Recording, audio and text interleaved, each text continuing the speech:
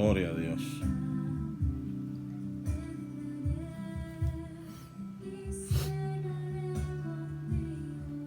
Gracias, Dios.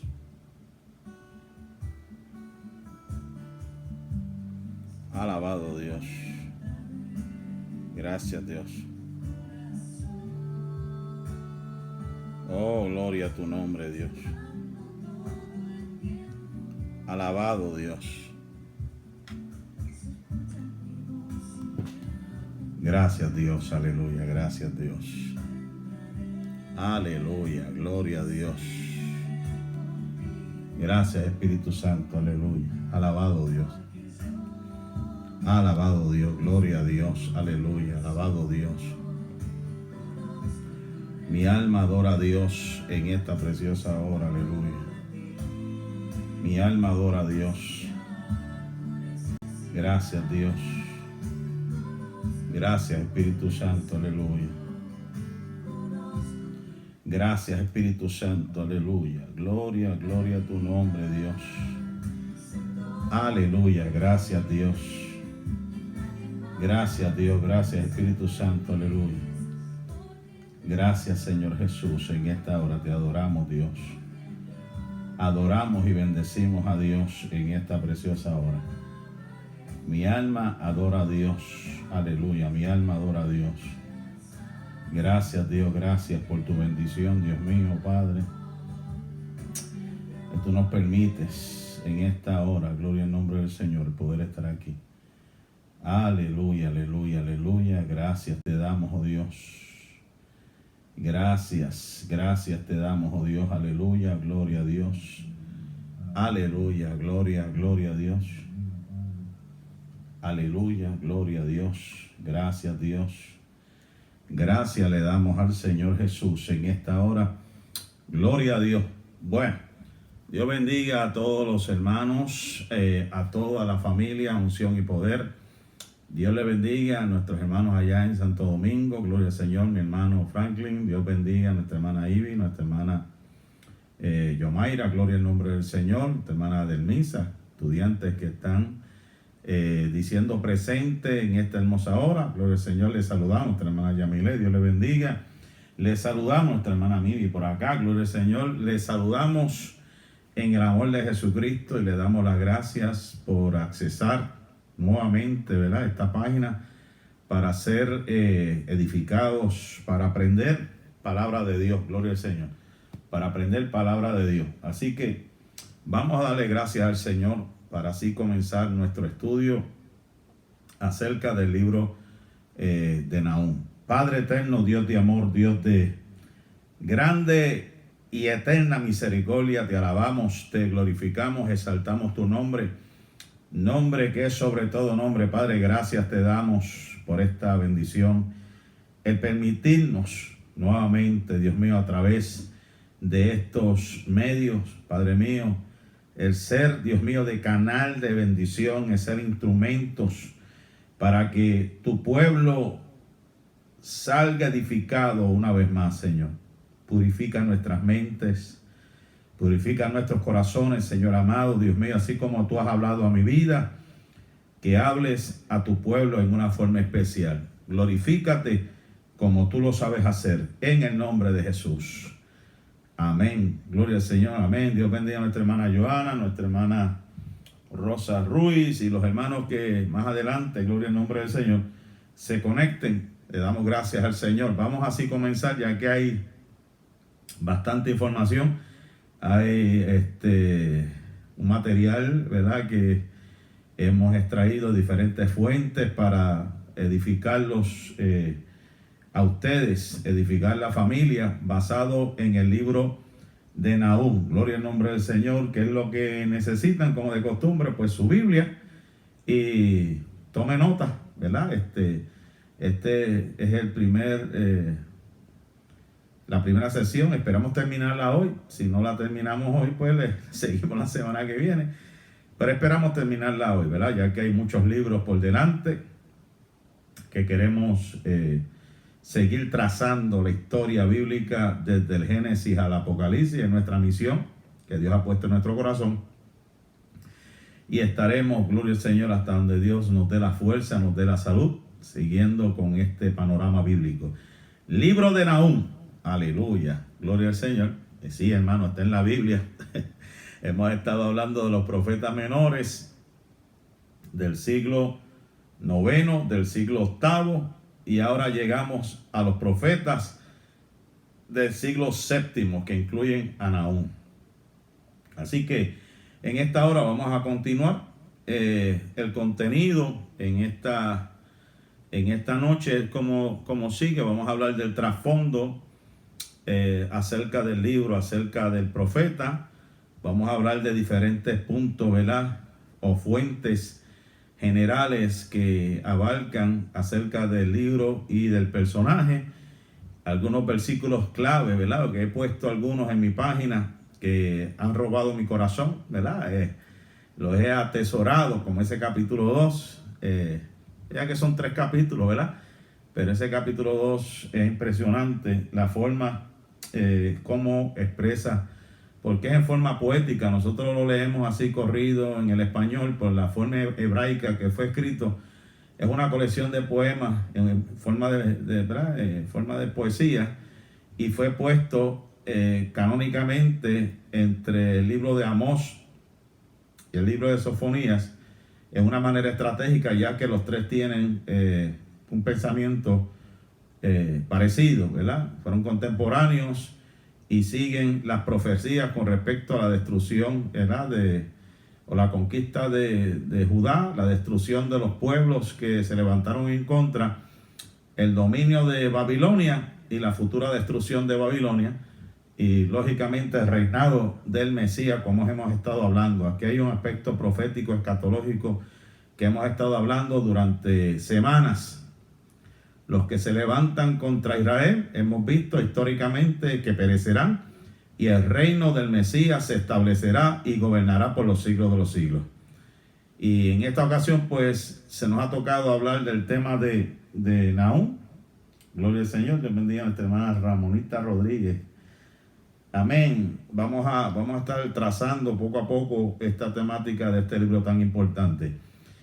Los versículos clave usted lo puede escoger. Como digo, para mí el capítulo 2 es especial, es la espina dorsal, pero usted escogerá sus versos bíblicos. Vamos a dar un pequeño resumen, ¿verdad? Y vamos a hablar de una conclusión.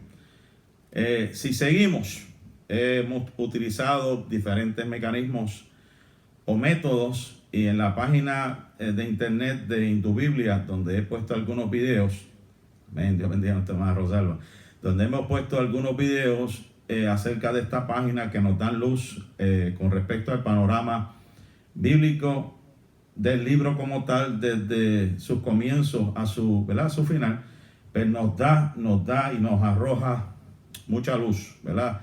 Con respecto a la situación política, la situación religiosa, la situación social, la situación económica, la situación espiritual del pueblo de Dios y de la nación alrededor.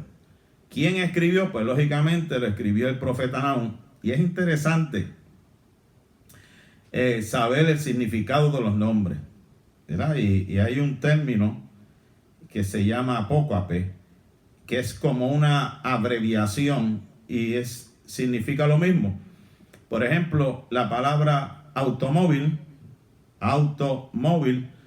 es lo mismo que decir carro o decir auto, ¿verdad? Usted se está refiriendo a lo mismo, pero como que tiene 2 palabras en una, automóvil. Usted dice automóvil, pero a la misma vez usted se puede referir diciendo solamente auto. Y este es el caso de Nahum, porque Nahum significa, vamos a ver qué significa consolación, y es un apócape o un derivado de la palabra o del nombre de Nehemías. O sea que Nehemías es el nombre largo y Nahum es el corto y significa lo mismo, consolación o hijo de consolación, ¿verdad? O Dios fortalece. Tiene que ver con consolación. El apócape de Nehemías es Nahum, o sea, la expresión corta del nombre de Nehemías es Nahum, que significa consolación. Amén. Si seguimos hacia adelante, esto fue escrito para allá para el año 660 al 630 antes de Cristo. Y fue escrito, lógicamente, como yo estuve hablando en la clase del libro de Jonás, ¿verdad? Si se acuerdan la historia de Jonás, los ninivitas que se hablan en el libro de Génesis, cuando fue construida por el mismo constructor llamado Nimrod, que fue el que construyó Babel, fue el que construyó a Nínive. Y en los tiempos de Génesis de Babel, la gente había hecho lo malo ante Dios, querían hacerse un solo nombre y Dios confunde sus lenguas. Y en Nínive, pues el pecado había llevado a los cielos y Dios decide destruirlo. Y según el libro de Jonás, ellos se arrepintieron, pero 100 años más tarde comenzaron a hacer lo mismo. Y 50 años, o sea, 150 años, porque en 100 años después de lo de Jonás se convirtió en capital Nínive. Y 50 años más tarde, desde la profecía de este hombre llamado Nahum, que se cumplieron 150 años, Nínive fue destruida. Y vamos a hablar de eso, ¿verdad?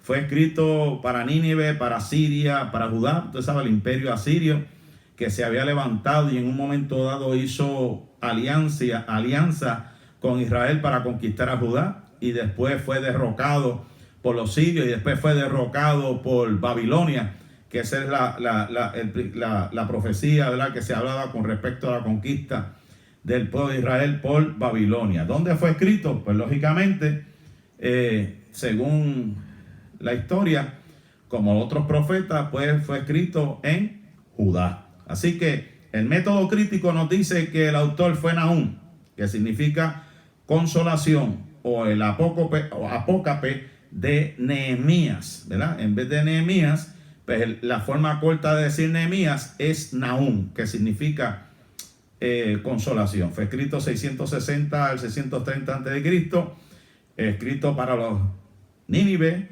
Asiria y Judá, y escrito desde Judá. Ahora, si nos vamos al método histórico, hay que hablar de historia, hermano. Hay quienes le cansa o le aburre la historia, pero si no sabemos de historia, no podemos conocer al Dios de la historia. Y si no conocemos al Dios de la historia, pues no podemos saber el mensaje o qué es lo que estaba sucediendo en aquel momento dado, porque Dios determinó hacer lo que hizo con este pueblo llamado Nínive. O sea, según Indubiblia y algunos escritores, el trasfondo histórico de este libro está dividido en dos partes principales con respecto a la destrucción de Nínive. La primera parte, escuche bien, la primera parte presenta el juez, y la segunda, el juicio sobre la ciudad malvada, que yo había hablado y he explicado que es una ciudad tan violenta, tan mala, que cogía los cadáveres, los esqueletos y los pegaban en las murallas. La muralla era tan grande que cabían 3 carrozas. Y entonces uno de los métodos de tortura de los ninivitas era que con una cuchilla le atravesaban la piel a la gente, o le enterraban una estaca, un tronco en el vientre, y así los mataban, los torturaban y después los ponían como trofeos al frente para que la gente tuviese miedo. Ese era Nínive. Esa era la ciudad de Nínive, tan terrible que estaba, ¿verdad?, actuando, y eso había llegado hasta el trono, hacia el cielo.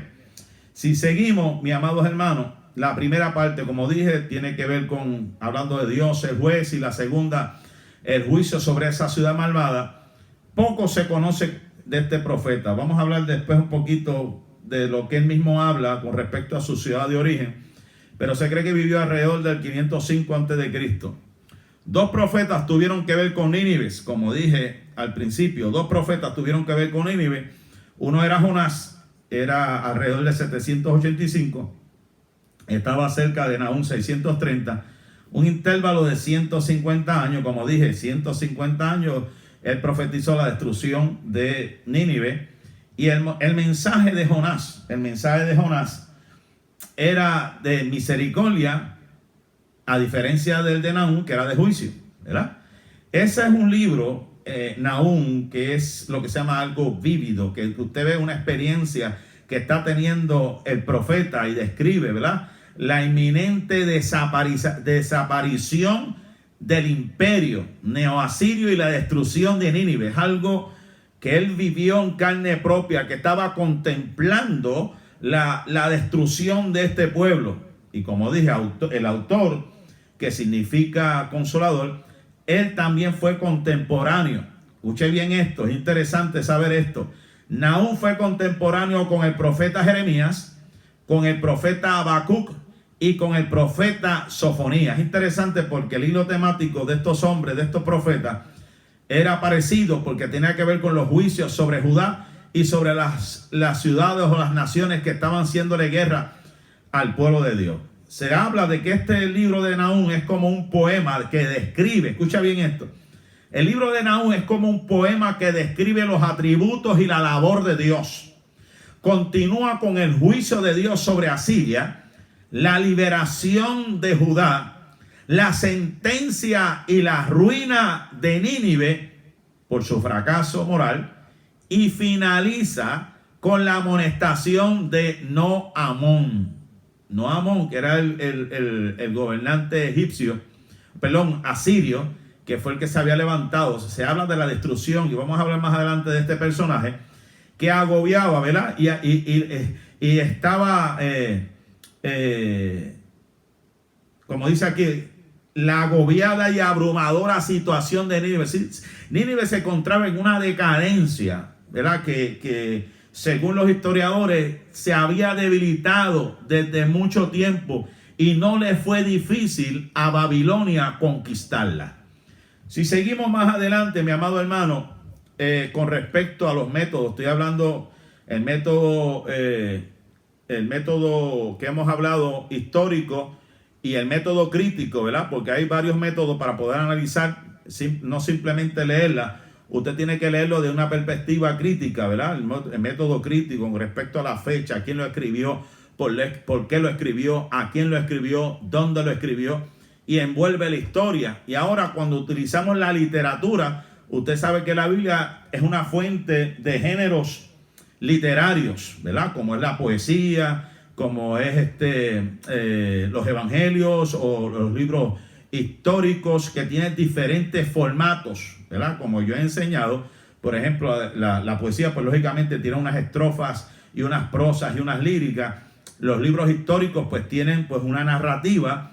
Los libros evangélicos o los evangelios es lo que se conoce como sinópticos, que habla de una biografía. Ahora, las cartas o las epístolas tienen un destinatario, tienen una doxología, tienen una salutación.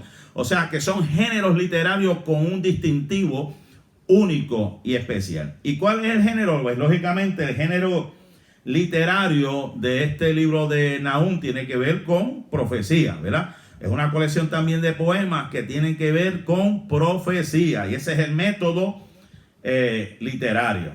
Ahora, el método panorámico, estoy hablando de métodos que son formas y maneras de usted interpretar, formas y maneras de cómo usted analizar las sagradas escrituras. El método panorámico nos habla acerca de la idea principal. ¿Cuál es la idea principal del libro de Nahum?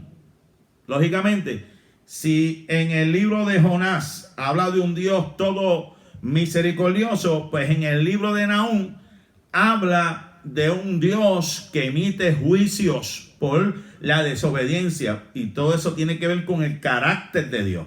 Dios es amor, Dios es misericordioso, pero su santidad le impide acercarse al hombre pecaminoso. Y por ende, lo que acarrea el hombre cuando se desobedece son los juicios. O sea que por un lado vemos a Jonás, donde vemos el carácter de Dios misericordioso, pero ya en este momento dado, en el tiempo de Nahum, vemos el carácter de Dios, donde emite y tiene que cumplir por su santidad la purificación, la limpieza, por medio de esta situación que ha de pasar los ninivitas por no obedecer los mandamientos divinos. Seguro que Dios es amor, y por cuanto nos ama, nos disciplina.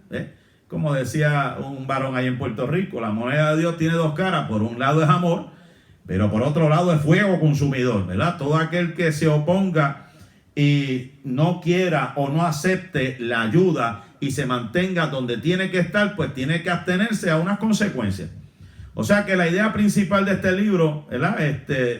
A diferencia del de Jonás, que vimos que es un Dios misericordioso, aquí estamos hablando los juicios que se avecinaron o se estaban por emitir en contra de este pueblo llamado Nínive. ¿Cuál fue la razón principal por la cual se escribió este libro? Pues sencillamente pronunciar el juicio de Dios sobre Asiria y consolar a Judá con esta verdad. Se iba a hablar de un juicio, pero también se iba a hablar de la consolación de Judá, porque Judá también tenía lo suyo, ¿verdad? Estaba mezclándose y había caído, ¿verdad? Y vamos a ver esto en la cuestión de la idolatría. Ahora, si seguimos adelante, ¿cuáles son las palabras claves en el libro de Nahum? Heme aquí contra ti, Nínive, lógicamente, Asiria, Judá, Jacob, Israel, tiene que ver mucho. Y el tema de este libro de Nahum tiene que ver, lógicamente, vuelvo y digo, el juicio de Dios sobre Nínive y la ira de Dios contra el pecado, ¿verdad? Dios le había dado una oportunidad a Nínive y Nínive volvió a hacer lo mismo y peor. Y por ende, pues conlleva unas consecuencias. Por eso es que la Biblia dice que la paga del pecado es la muerte. Pero la dádiva de Dios es vida eterna en Cristo Jesús. Amén. Ahora, el libro que he utilizado también de referencia se llama, ¿verdad?, Los Profetas de Israel, cuyo autor se le conoce como Leon J. Wood. Leon J. Wood, que lo tengo por ahí, yo se lo he enseñado a algunos hermanos, yo sé que lo tienen. Leon Wood en su introducción habla de los profetas del siglo VII, 630 años antes de Cristo, y él menciona lógicamente como los demás a Nahum, a Sofonías, a Habacuc y a Jeremías. O sea que si usted va a estudiar Nahum, pues tuvo que haber leído estos libros porque hablan de él: Jeremías, Habacuc, Sofonías y Nahum. Vuelvo otra vez. Los profetas que estaban envueltos o eran contemporáneos con este hombre era Sofonías, era Habacuc y era Jeremías, mi amado hermano. Ahora, Leon Wood, con respecto a las fechas, si buscamos el capítulo 3 y verso 8 al 10, vámonos a Nahum. Vamos a la escritura, ¿verdad? Por aquí. Vamos a buscar el libro de... El que esté conmigo por ahí. Vámonos al libro del profeta Nahum.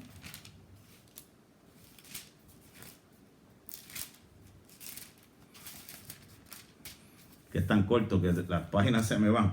El libro del profeta Nahum, en el capítulo 3, hay algo que el autor aquí utiliza como referencia, ¿verdad? Y si usted lo lee conmigo, dice: ¿eres tú mejor que Tebas, que estaba asentada junto al Nilo, rodeado de aguas, cuyo baluarte era el mar y aguas por muro?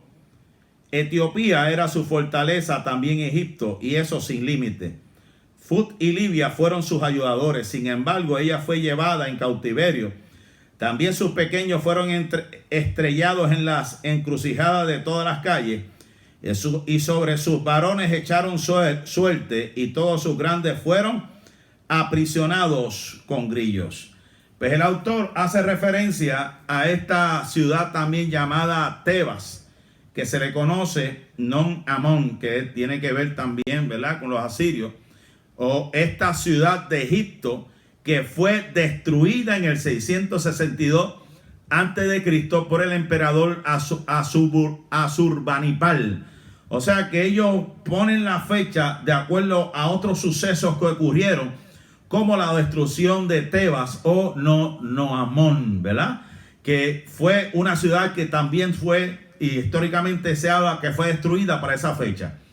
Entonces habla aquí que Leon Wood, que Nínive fue destruida en el 612 antes de Cristo, y por eso es que usted ve un profeta como Sofonías que había predicho la caída de Nínive en el capítulo 2 y verso número 13. Por eso es que dice aquí en Sofonías, en el capítulo 2, verso número 13, y extenderá sus manos sobre el norte y destruirá Siria y convertirá a Nínive en asolamiento y en sequedad como un desierto. O sea que estamos viendo el profeta Sofonía hablando acerca de Nínive. Y por eso se dice, según Leon Wood, que el comienzo del ministerio de Nahum fue al mismo tiempo que el de Sofonía, para el año 620 antes de Cristo. Estamos hablando de las fechas históricas que dan lugar a los acontecimientos en un periodo contemporáneo entre el profeta Sofonía, el profeta Habacuc, el profeta Jeremías y el profeta Nahum, para lo que se llama los profetas del siglo VII. Un dato que encontré bien interesante, según este libro del autor Leon J. Wood, con respecto al trasfondo, para usted entender la situación política, religiosa, económica y social de este pueblo, tenemos que recordar el reinado de Josías. Reinado de Josías.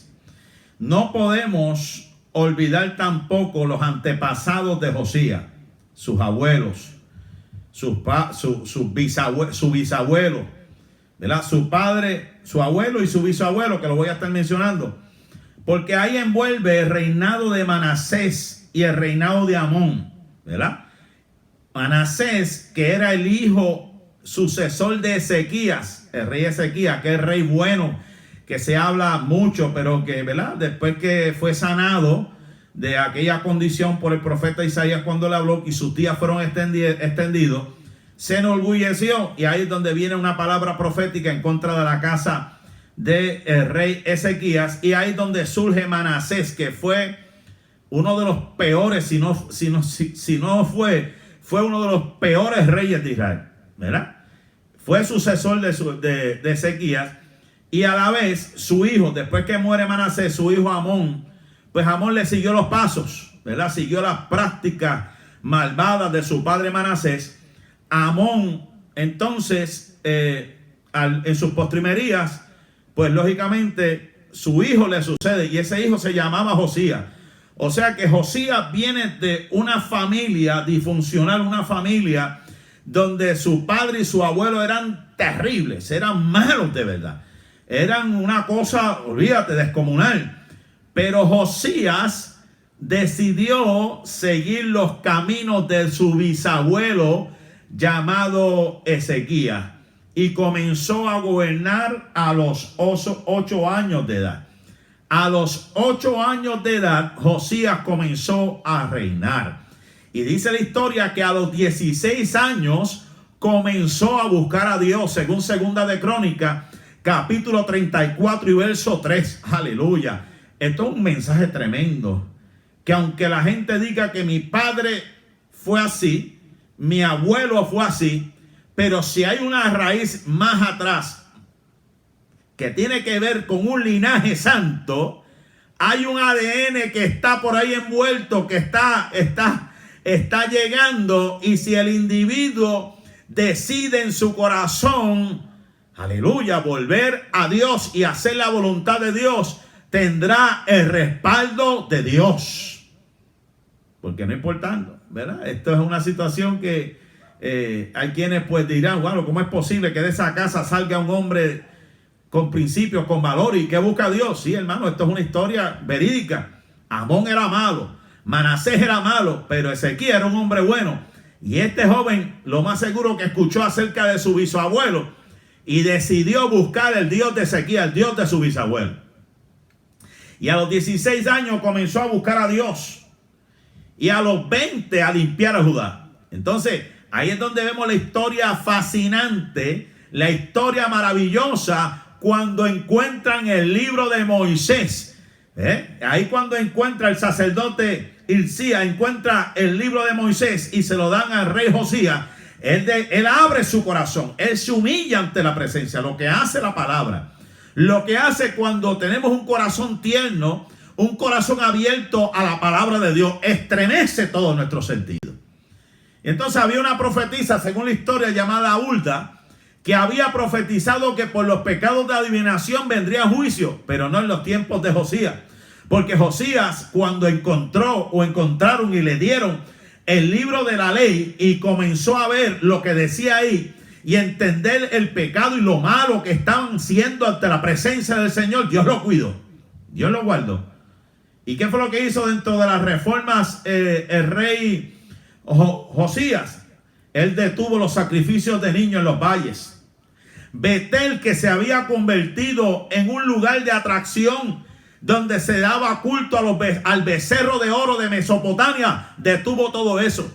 Y otra de las cosas que hizo fue que quemó los huesos de los sacerdotes falsos anteriores sobre el altar y destruyó los altares que Jeroboam había hecho. Wow, tremenda acción del rey Josías para detener la ira y el juicio de Dios. Él comenzó a limpiar la casa.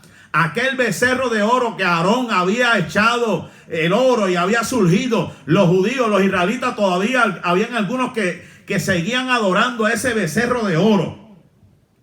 Habían sacerdotes y profetas falsos. Y él dijo, esto se tiene que detener. Yo tengo que eliminar, sacar de raíz de la mentalidad, del corazón de la gente, todos estos profetas falsos, todos estos hombres falsos, toda esta idolatría, tengo que sacarla. Y arraigó desde siempre, o de todo, ¿verdad? Lo que estaba existiendo en esos momentos. Eso es lo que sucede cuando hay un hombre, cuando hay una mujer de Dios que se decide ponerse en la brecha y decir, aunque mis antepasados, mis padres, mis abuelos eran malvados, eran idólatras, eran adivinos, eran hechiceros, eran drogadictos, eran alcohólicos, yo decido en esta hora ser diferente y decido, y mi familia y yo vamos a ser diferentes. Aleluya. Bendito sea Dios. Bueno es el Señor Jesús. En esta hora, Dios bendiga a los hermanos, Dios bendiga mi gente de todas partes, ¿verdad? De Puerto Rico, Santo Domingo, no sé de qué otras partes nos están saludando y nos están viendo por ahí. Pero es un deleite disfrutar la palabra de Dios, enseñar la palabra de Dios. Este es el tiempo, se necesita un Josías. Yo sé que hay un Josías dentro de ti que ha decidido ponerse en la brecha por los suyos, por tu familia, y decir, aunque mi padre, mi madre, que no le servían a Dios y se habían convertido en unos idólatras, en unos pecadores, pero yo me pongo en la brecha en esta hora y decido que voy a servir a Dios y voy a reformar mi vida y voy a reformar mi familia y voy a decidirme a dedicarme a buscar al Dios Todopoderoso que se llama Jehová, Dios de los ejércitos. Nuestro Adonai, alabado sea el nombre del Señor Jesús en esta hora. ¿Qué más podemos hablar de Josías? Muchas cosas podemos hablar de Josías, pero ese era el rey en los tiempos de Nahum, y por eso que estamos tocando todo esto, ¿verdad? Para que usted vea el trasfondo. Ezequías, Manasés, Amón y ahora Josías, un hombre que se dispuso a hacer las cosas bien. Si seguimos, Leon J. Wood, en su obra y persona, según él mismo en su escrito, él dice que era de Elcos. Y hay cuatro teorías, que se cree que Elcos era de una parte de Mesopotamia, al norte de Mosul, cerca del río Tigris, la cual se ha descartado, ¿verdad? Porque si era de Judá, ¿por qué vivía allá tan arriba? Otros dicen que era de Galilea, un lugar llamado el Kesi o el Kousi, que es otra teoría. Hay otros que hablan de Capernaum, que la Biblia habla, o la ciudad de Nahum, que se le conoce también como la villa de Nahum, que recibía el nombre luego de la muerte del profeta. Hay quienes dicen que pues Capernaum o la ciudad de Nahum era la ciudad donde él vivía, pero lo más que se cree es que él era de Bir el Caos, que era cerca de un pueblito que se llamaba Bet Jibrin en Judá. Eso es lo que se cree, que él era de oriundo, ¿verdad? Las otras se han sido descartadas y los historiadores han llegado a la conclusión, por otras datas e información, que este hombre lo más seguro que era de Bir el Caos o cerca de Bet Jibrin en Judá, mi amado hermano. Si seguimos, Dios le bendiga a nuestro hermano Caleb Siervo. Aleluya. Espero que te estés gozando, varón, y tu familia allá en Puerto Rico. Este libro de Nahum comienza con un salmo de triunfo. El Dios Todopoderoso, cómo actúa, cómo se manifiesta. Y el capítulo 2 predice escenas, como dije al principio, según el historiador Leon Wood, escenas vivas de la destrucción de Nínive sobre los malvados y el otorgamiento de beneficios a quienes confíen en él. Vemos la mano de Dios actuando para corregir el pecado, ¿verdad? Dar fin a las cosas, pero también la misericordia, el beneficio a los que confían en Dios. Ese es el Dios que nosotros le servimos. No tolera el pecado. Ama al pecador, pero no tolera el pecado. Lo quiere ayudar, pero para ayudarlo tiene que entender que hay cosas que tiene que cambiar, porque Él es santo, ¿verdad? Y entonces ahí donde viene el capítulo 3, que habla acerca de las razones por qué le sobrevino esta destrucción. Si usted ha leído como yo ya varias veces estos 3 capítulos, se va a dar cuenta, ¿verdad?, que habla acerca de la ira de Jehová, que habla acerca del juicio contra las naciones vecinas, y habla del pecado de Jerusalén y de su redención. Estos libros son similares en ese particular, señalan el pecado. El libro de Nahum, ¿verdad? Estaba en el otro libro que estaba leyendo ahorita. Habla lo mismo, estaba en Sofonía, pero en Nahum dice que viene la ira de Dios, el anuncio de la caída de Nínive y la destrucción total de Nínive. Si usted se dio cuenta de lo que yo hablé de Abdías, yo no sé si los que están aquí se acuerdan de lo que yo hablé del libro de Abdías, que estaba hablando de la destrucción de Edom por algo que sucedió, lo que hizo Edom, cómo se burló de Israel, cómo se apartó, abandonó a Israel para que Israel fuera destruida, y se emitió un juicio para destruir a Edom por parte de Dios, por parte del profeta Abdías. Estamos viendo algo similar con Nahum, ¿verdad?, que habla específicamente de una nación, de un pueblo llamado Nínive. Abdías habla de Edom, Jonás habla de Nínive. Y ahí es donde estamos en resumen general de los 3 capítulos de Nahum: la ira venidera de Dios, el anuncio de la caída y la destrucción total de Nínive. Y esto es un resumen. Ahora vamos a ver otras vertientes ya mismito. El otro libro que estuve estudiando para poder traer esta clase, ¿verdad?, un comentario que tengo aquí de John F. Walworth y Roy V. Supp de The Bible Knowledge Commentary del Viejo Testamento, pues también me arrojó luz, bastante luz, para poder entender más aún la escenografía, el ambiente, como siempre he enseñado, lo que se llama el Sitz im Leben en alemán, y eso significa en nuestro español el contexto histórico circunstancial. Cuando usted aprende a buscar el contexto histórico circunstancial, usted va a entender la razón por la cual mucha gente hizo lo que hizo y por qué lo que hizo, ¿verdad? Si estaba lloviendo, si estaba nevando, si estaba haciendo mucho calor. Todas esas cosas fueron factores determinantes a la hora de escribir, que tenemos que tomar en cuenta. Y según este escritor, Eliot, dentro del comentario de Walworth, hay otro escritor que se llama Eliot Johnson, que lo tengo ahí en la pantalla. Nahum, como le dije, es un apócope, eso lo dije al principio para los que se acaban de conectar.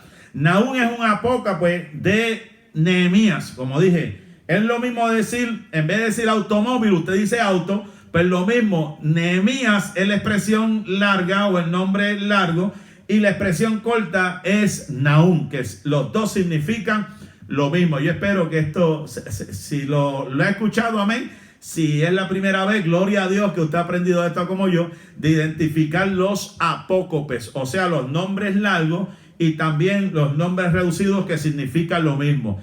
Nehemías, Nahum, consolación los dos. El nombre largo es Nehemías, el nombre corto es Nahum. Nínive, como dije, según este autor, fue primeramente mencionada en Génesis capítulo 10. Y según este autor, Eliot Johnson, dice que fue fundada para el 2300 antes de Cristo.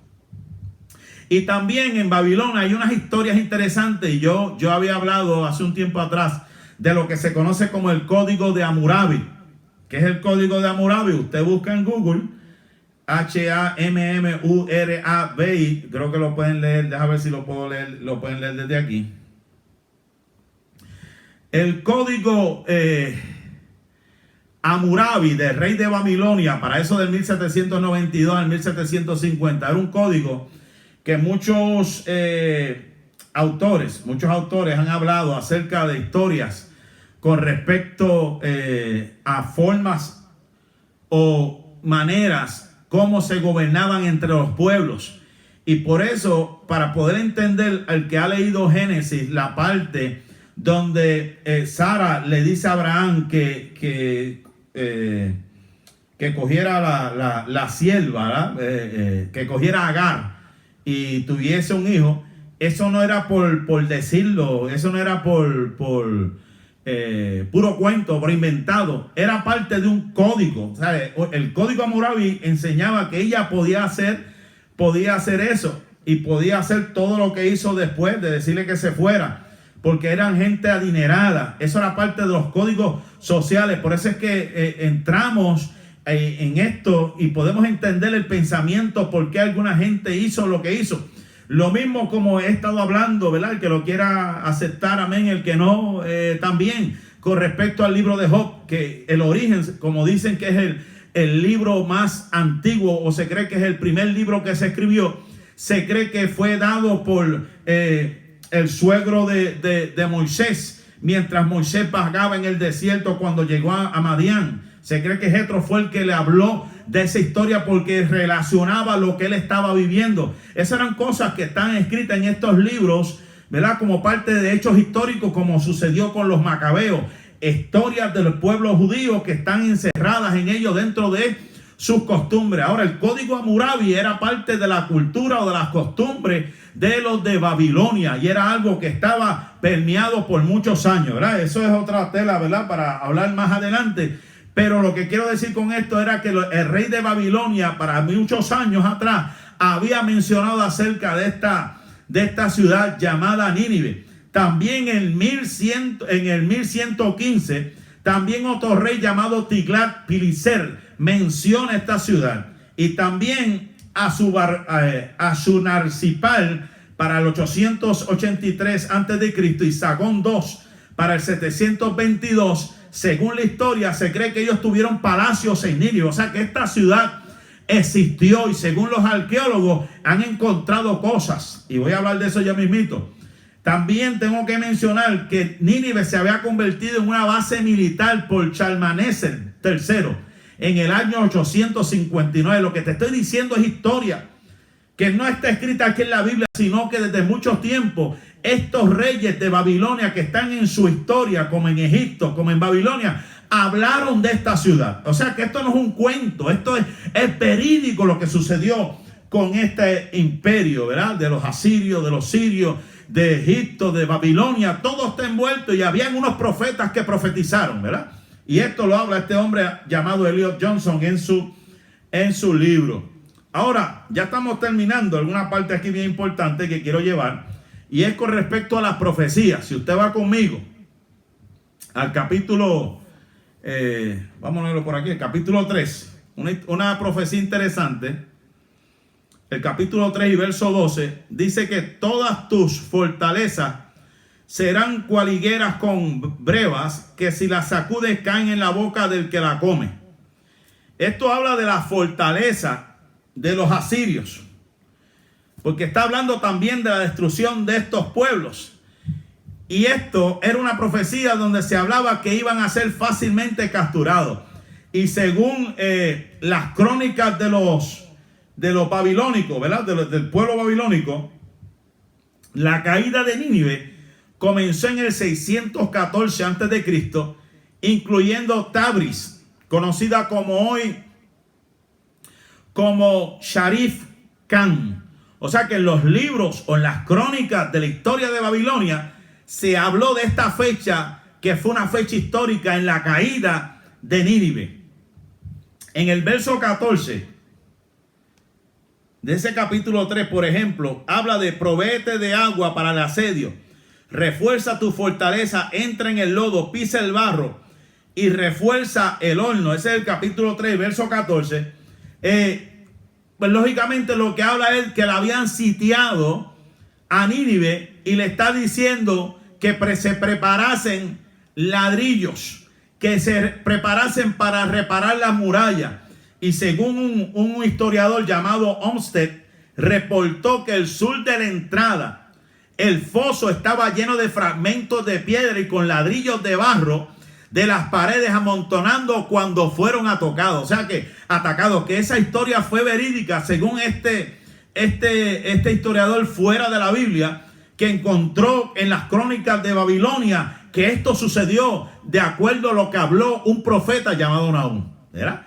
Que cuando los de Babilonia pasaron, encontraron, ¿verdad?, que había un montón de ladrillos, lodo, fragmentos de piedra, estaba todo amontonado exactamente como el profeta lo había predicho. Y según el capítulo 3, también el verso 13, según el capítulo 3 más atrás dice: aquí que tu pueblo será como mujeres en medio de ti. Las puertas de tu tierra se abrirán de par en par a tus enemigos. Fuego consumirá tus cerrojos. Habla que las puertas serán destruidas.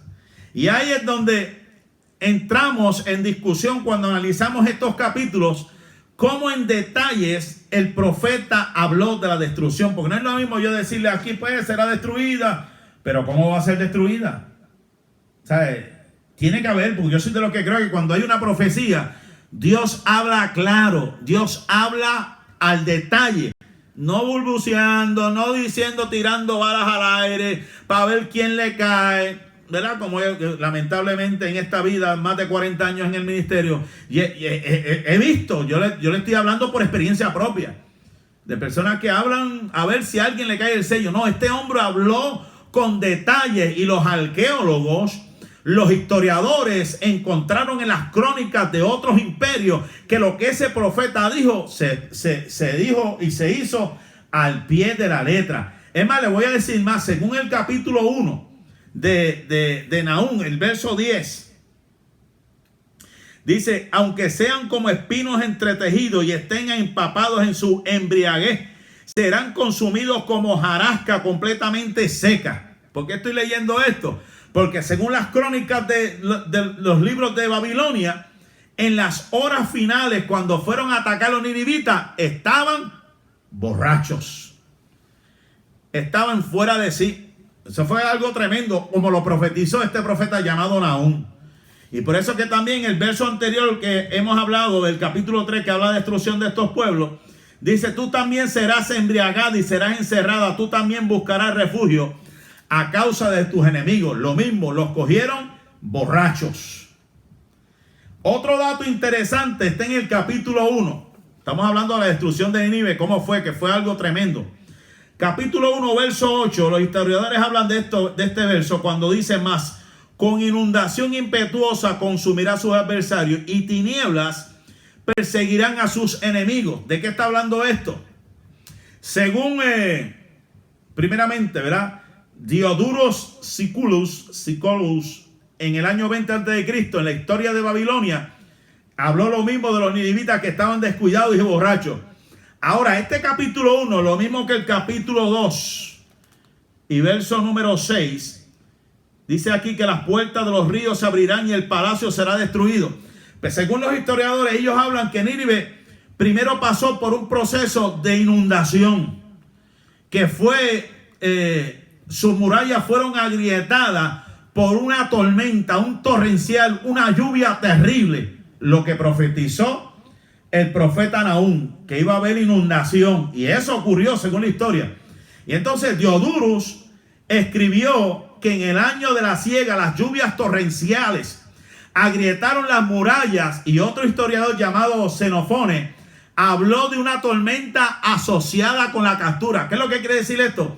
Que lo más seguro es que cuando vino Babilonia a conquistar a toda esta gente, fue ayudada o fue debilitada Nínive por una grande tormenta, fue debilitada por una inundación que lo que hizo fue agrietar las murallas. Y eran unas murallas grandes. Acuérdense, yo le dije que cabían tres carruajes, cabía en esa muralla, y esa muralla primero fue debilitada, que cuando vinieron los babilonios, bendito, eso fue facilito el destruirla. O sea que moralmente estaban destruidos, borrachos, estaban descuidados y físicamente agotados, lo más seguro, y la seguridad estaba en el piso. Por eso es que se dice que a Babilonia no le fue difícil conquistar este pueblo y destruir este pueblo.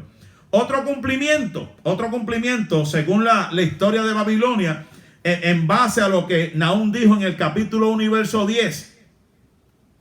Dice: aunque sean como espinos entretejidos y estén empapados en su embriaguez.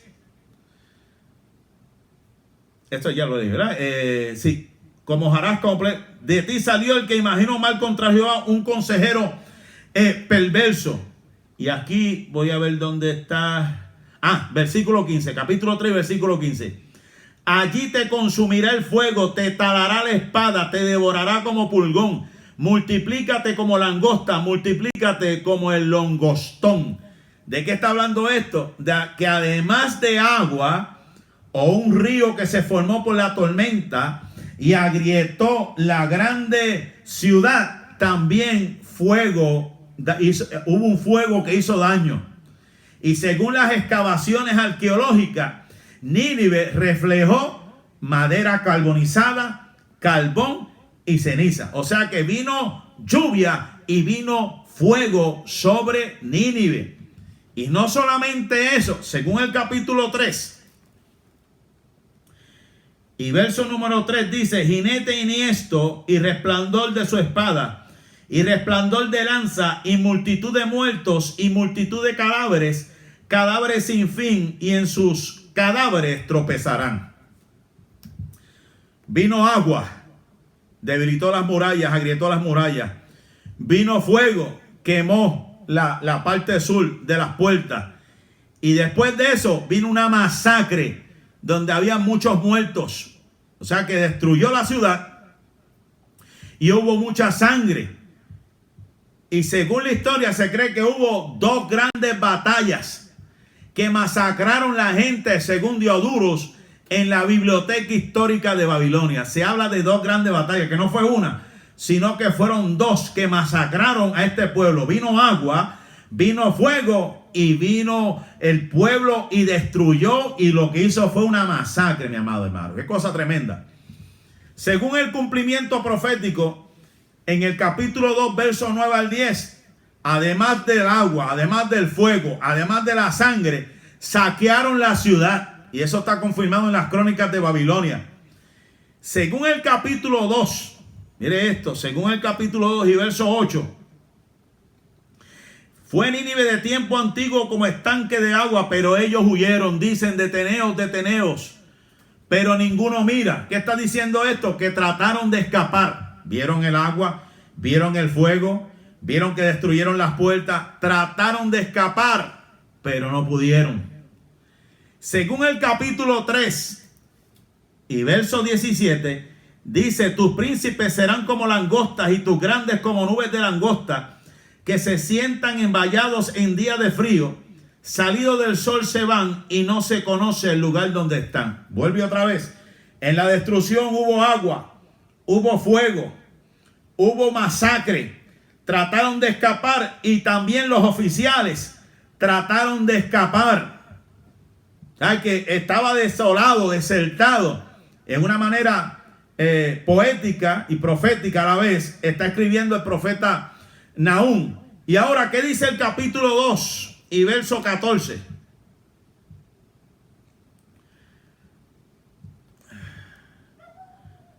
Verso 13. Heme aquí contra ti, dice Jehová de los ejércitos, encenderé y reduciré a humo tus carros y espadas, devoraré tus leoncillos y cortaré de la tierra tu robo. Nunca más se oirá tu voz de tus mensajeros. O sea que todo iba a ser reducido a ceniza. Una cosa tremenda. Y no solamente eso, sino todas las imágenes iban a ser destruidas. Iba a ser una destrucción final, a diferencia de otras naciones como Jerusalén, y otros pueblos que la Biblia habla que fueron destruidos y después aparecen otra vez, fueron reconstruidos. En el caso de Nínive fue destruida y su destrucción fue final. O sea que desaparecieron. La nación desapareció del mapa. Se le dio la oportunidad, mi gente. Se le dio la oportunidad a Nínive y no la aprovecharon. Y Dios decide entonces eliminar, borrar todo lo que tenía que ver con Nínive. Ahora, para terminar, ¿verdad? Esto es bueno que lo sepan. A lo mejor usted tiene su verso favorito. El mío es el capítulo 2. Escuche esto. Capítulo 2, verso 1. Es mi texto favorito, ¿verdad? Perdone si alguien lo tenía primero, pero este siempre ha sido mi verso favorito. Capítulo 2, verso 1. Subió destruidor contra ti. Guarda la fortaleza, vigila el camino, cíñete los lomos, refuerza mucho tu poder. Porque Jehová restaurará la gloria de Jacob como la gloria de Israel. Porque saqueadores la saquearon y estropearon sus mugrones. Me encanta esta versión, ¿verdad? Y habla, ¿verdad? Que sabemos que el enemigo se ha levantado para destruirnos. Pero nosotros guardaremos fortaleza, vigilaremos el camino, ceñiremos nuestros lomos y reforzaremos nuestro poder. Aleluya. Ese es mi texto favorito, mi hermano. Ahora, aquí habla del capítulo 1, verso 7. A lo mejor usted lo tiene, márquelo por ahí.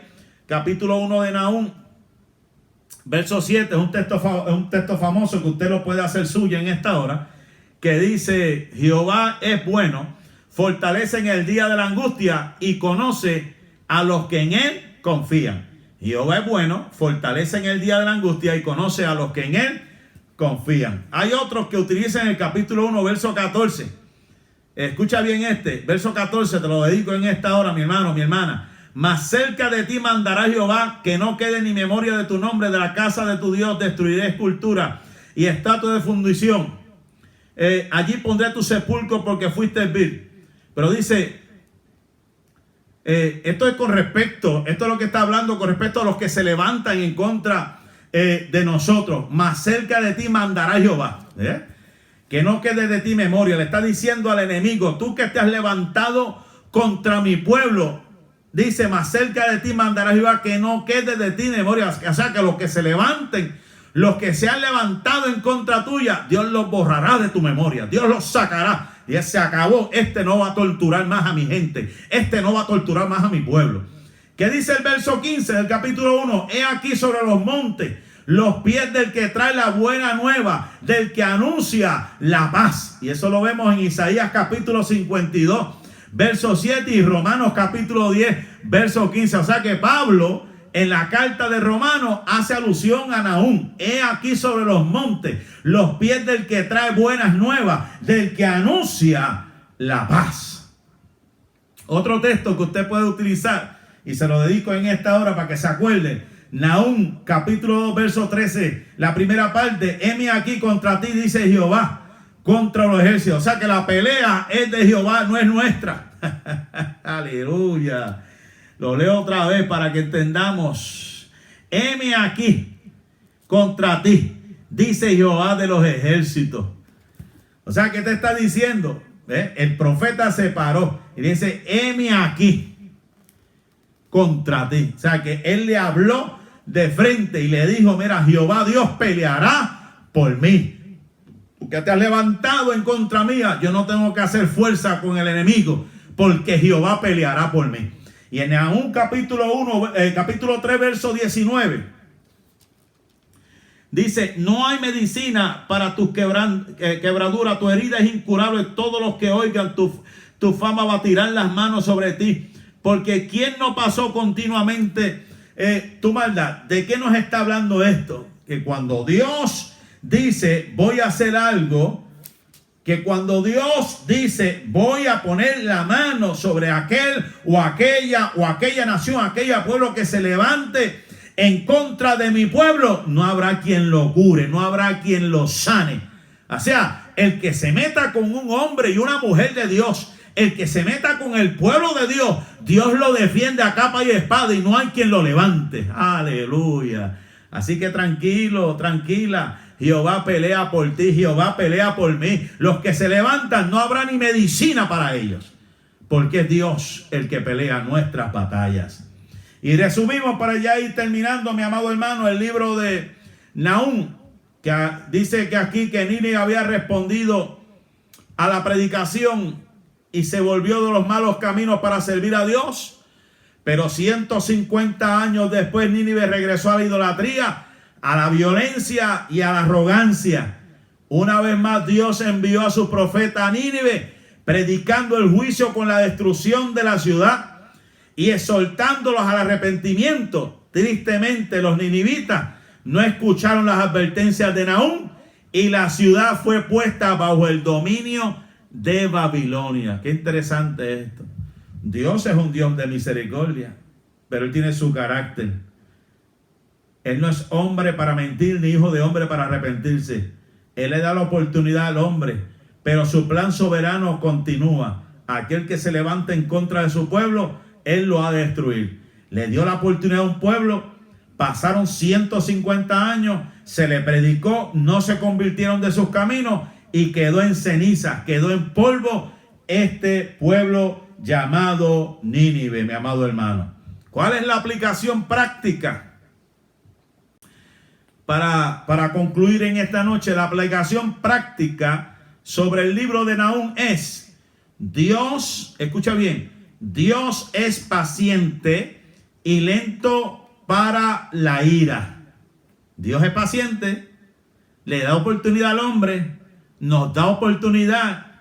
¿Cuántos de nosotros no nos habíamos alejado? Y Dios nos permitió ciertas circunstancias en la vida para darnos un recordatorio. Mira, recuérdate de la palabra que yo hablé sobre ti. Acuérdate de lo que yo te dije y no hacíamos caso. Hasta que viene, yo sé de lo que digo, de Dios es como, no sé en otros países, pero en Puerto Rico la cometa que usted le da hilo para que siga volando, nene, sigue volando, nene, sigue volando, pero cuando Dios dice voy a jalar cabulla, voy a darle para atrás al cometa, mi hermano, ahí es donde duele, porque empieza el viento, comienza a agarrar el cometa comienza a hacer fuerza en contra del viento y cae. Y ahí es donde comienza a ser jalado y traído nuevamente. Por eso es que Dios le da la oportunidad al hombre a la buena. Le dice: arrepiéntete, conviértete. Es mejor que vengas con un solo pie o con una sola mano o con rasguños o agolpeado, que no con las dos y bueno y sano al infierno. Por eso es que es el mensaje que hay que predicar a la gente. Dios es amor, pero también es fuego consumidor. Dios te ama, Dios te perdona, pero no juegues con el pecado, no juegues con Dios, porque a Dios nadie lo puede burlar. Tarde o temprano el pecado cobrará, y Dios está dando la oportunidad al hombre para que se arrepienta de todos sus pecados, mi amado hermano. Él da a cada país tiempo para proclamarlo como su Señor. Bendita es la nación cuyo Dios es Jehová. Pero Él no puede ser burlado. Siempre que un país se aleja de Él, sirve a sus propios intereses. Escuche bien esto: siempre que una nación, un pueblo, se aleja de Dios y comienza a servir a sus propios intereses, como quien dice: ay, Dios no me va a hacer nada, a mí no me va a pasar nada, Dios es amor, Dios esto, Dios lo otro. Seguro Dios está tranquilo en su trono de gloria. Pero la Biblia dice que la paga del pecado, mi hermano, las consecuencias del pecado es muerte. Por eso es que tenemos que arrepentirnos y huir del pecado, no seguir actuando como hacíamos antes. La Biblia dice que el que encubre su pecado no prospera, pero el que lo confiesa y se aparta alcanza la misericordia de Dios. ¿Y usted sabe algo? Hace más de 220 años los Estados Unidos, que fue formado como una nación guiada por principios de la Biblia. Los congresistas, los que hicieron la constitución con principios cristianos. Y vemos una nación que, aunque hay miles y miles y miles de iglesias, la gente actuando como si Dios no existiera. En los últimos 50 años, todo ha cambiado. ¿Usted cree que esto fue de la noche a la mañana? ¿Que esto de la pandemia, esto fue de la noche a la mañana? Hace tiempo que esta nación, y estoy hablando en términos generales, le ha dado la espalda a Dios. Y en medio de esta pandemia, Vemos a Costa Rica hoy diciendo públicamente que se pueden casar los homosexuales. ¿Desde cuándo Estados Unidos no hizo eso aquí? ¿Desde cuándo estamos viendo un auge terrible de pedófilos? Un auge terrible de maltrato de niños, de maltrato de mujeres. ¿Desde cuándo no estamos viendo cómo esta nación entera ha estado fallándole a Dios? Entonces después se pregunta la gente, ¿dónde estaba Dios? ¿Dónde estaba Dios? Bueno, Dios siempre ha estado en su mismo lugar, sentado en su trono de gloria, esperando que el pueblo, la nación entera, haga como Nínive, que se arrepienta, que se humille ante la presencia de Dios para que Él sane esta tierra. Pero ¿qué va a suceder? Como en los tiempos de Lot, por amor a los escogidos, Dios va a sacar, como siempre lo ha hecho, su pueblo y va a derramar juicio a los que se queden en esta tierra. Y estoy hablando del periodo de la grande tribulación. Nosotros como cristianos tenemos que defender los principios bíblicos. Miren, mi hermano, a mí me da tristeza cuánta gente comparte cuánta bobería por ahí, pero cuando tiene que defender los principios bíblicos se queda callado. Entonces, yo no soy religioso. Es que esto no se tiene que ver con religión. Estamos viendo que hay un país que se está yendo a la bancarrota espiritual. Hay un país que se está yendo a la inmoralidad al extremo. Hay una nación entera cuyos líderes, empezando desde arriba de Casablanca, están haciendo las cosas en contra de las Sagradas Escrituras. Y hay un pueblo que está callado. Y hay un cuento que dice que el que calla otorga. Y lo digo con toda autoridad y con todo respeto, porque a mí me han masacrado tratando de callarme la boca. Y de los supuestamente 5,000, yo sé que no llego ni a 15 ni a 20 que realmente saben y entienden la visión de uno pastoral, que somos como Juan el Bautista predicando en un desierto. Lo tengo que decir con toda autoridad. Hay gente que prefiere más lo chabacano, lo vulgar, la indecencia, lo necio, lo trivial, antes de escuchar la palabra profética que Dios le da a los pastores.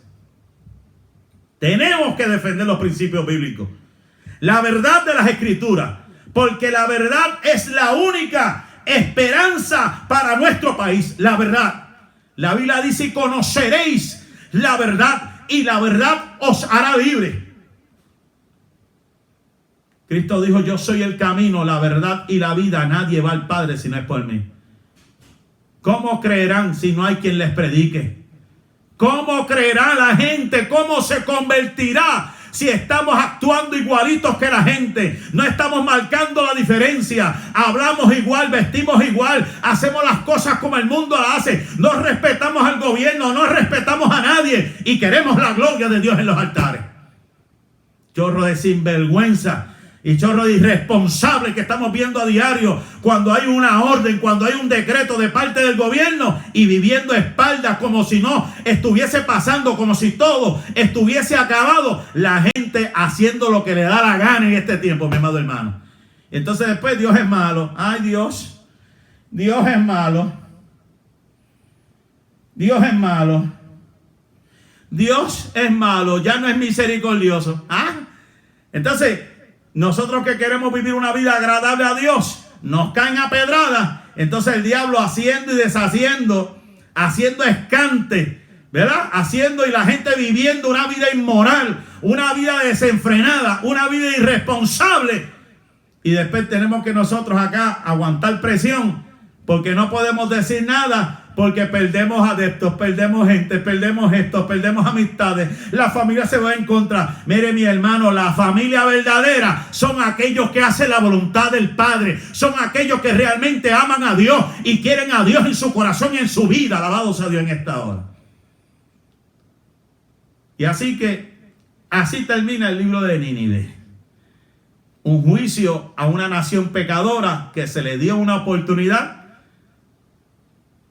Al principio se arrepintieron, pero pasaron 150 años, volvieron a hacer lo mismo. Con Dios no se juega. Hay mucha gente jugando con Dios. Hoy sí, mañana Hoy le busco, mañana no le busco. Un tiempo en la iglesia, un tiempo fuera. Un tiempo hago esto. No, mi hermano. A Dios hay que servirle en espíritu y en verdad. A Dios hay que buscarle todos los días. A Dios hay que humillarse ante su presencia todos los días. Que no nos vaya a hacer que suene la trompeta y nos quedemos en esta tierra por no practicar lo que dice la Sagrada Escritura. Amarás al Señor tu Dios con todo tu corazón, con toda tu mente, y a tu prójimo como a ti mismo. Seguir la paz con todos y la santidad sin la cual nadie verá al Señor. Así que damos gloria, damos honra al Señor por esta bendición. La semana que viene, pues lógicamente seguimos con Habacuc. Aleluya, vaya marcando su verso favorito, y el que tenga un verso favorito me lo escribe por aquí en los comentarios. No sé si antes de terminar alguien aprendió o le gustó un verso favorito. Rapidito, vamos a ver. ¿Alguien le gustó un verso por ahí de los que mencioné o puso por ahí para bendición y gozo de los hermanos? Vamos a darle 30 segundos. ¿Alguien por ahí escribió o le gustó un versículo bíblico como el capítulo 2, verso 1? No sé qué verso. ¿Hay alguien por ahí? Gloria al nombre del Señor. Si no, pues aleluya, damos gloria y honra al Señor, ¿verdad? Por su amor y por su misericordia, ¿verdad? Esperamos que estos estudios en algo le podamos ayudar. Si tiene alguna pregunta, no las escribe, ¿verdad? Y más adelante estaremos contestando cual sea sus peticiones. Amén, gloria al nombre del Señor Jesús. Nos gozamos, gloria a Dios. La hermana Rosalba, capítulo 1, verso 7. Vamos a ver lo que dice aquí. Formidable es y terrible, de ella misma procede su justicia y su dignidad. ¡Wow! Tremendo, hermana. Gracias, hermana. La hermana Ivy nos dice en el capítulo 2, verso 2. Y Jehová me respondió y dijo: escribe la visión y declárala en tabla, para que corra el que la leyera en ella. Tremendo, hermana. Gloria al nombre del Señor. También la hermana Delmisa habla del capítulo 1 y verso 7. Formidable es, seguro, tremendo. Gloria al Señor, aleluya. Qué bueno que los hermanos han participado, y el estudio y los versos bíblicos, ¿verdad?, que han impactado sus vidas, sus corazones. Esperamos que siga de bendición. Así que damos gracias al Señor en esta preciosa noche y nos despedimos en oración, ¿verdad? Este viernes seguimos nuestros estudios, y esta semana acuérdense que estamos honrando como nunca antes al Espíritu Santo. Esta noche, lo más seguro, de Santo Domingo me quieren llamar, que queremos seguir en el tema de el bautismo del Espíritu Santo después de las 10 de la noche, media vigilia hoy también, que quieren los hermanos por allá. Dios te bendiga, José Rodríguez desde Arizona, gloria al Señor. Y el viernes vamos a estar media vigilia. Todo aquel que quiera compartir conmigo y entrar en el salón virtual, hermano, necesito gente que cante, gente que traiga una reflexión, de los que están allá en Arizona, de los que están en Santo Domingo, de los que están en Puerto Rico. Escríbame para acomodarlo en el programa y que tenga por lo menos 10 minutos para que nos hable de su experiencia con el Espíritu Santo, que queremos honrar el Espíritu Santo en una manera especial. Y el domingo es el Día Nacional de Pentecostés, aleluya, y vamos a gozarnos en la presencia del Señor Jesús, aleluya. Dios te bendiga, José Rodríguez, aleluya. Así que damos gloria al Señor y lo invitamos que sigan en sintonía nuestros cultos de oración, la palabra. Seguimos en pie de lucha. Ayer tuvimos una batalla terrible, gloria al Señor, pero Dios nos ha dado la victoria. Gracias a los hermanos que nos ayudaron para restaurar las facilidades, limpiar, gloria al nombre del Señor. Seguimos luchando para que el Señor, gloria al Señor, ya pronto abrir las puertas y glorificar al Señor como nunca antes. Padre, te alabo, Dios, te glorifico, exalto tu nombre. Gracias por este privilegio, gracias por esta oportunidad, Dios mío, Padre, que tú nos has dado en esta preciosa noche, Dios mío, el poder estudiar tu palabra, el poder ser edificado, el poder ser alimentado, Dios mío, Padre. Este profeta Nahum, que significa consolación, Dios mío, aleluya. Oh, como Nehemías, Señor amado, somos consolados. Tú nos consuelas, Dios mío, aunque el enemigo se levante, Dios mío, Padre, tú levantarás bandera y nos darás la victoria. Tú nos defiendes, Dios mío, tú nos guardas, tú nos cuidas, Dios mío, Padre, aleluya. Te damos damos gloria, te damos honra, Dios mío, en esta hora. Que seas tú bendiciendo tu pueblo, que seas tú bendiciendo tu iglesia. Todo esto te lo pedimos en el nombre del Padre, del Hijo y del Espíritu Santo. Amén, amén, amén. Gloria al nombre del Señor. Dios le bendiga, Dios le guarde. Será hasta una próxima ocasión. Bendiciones a todos.